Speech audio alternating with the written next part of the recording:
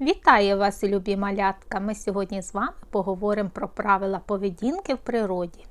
Не знищуйте отруйні гриби, не топчіть, не зривайте квітів.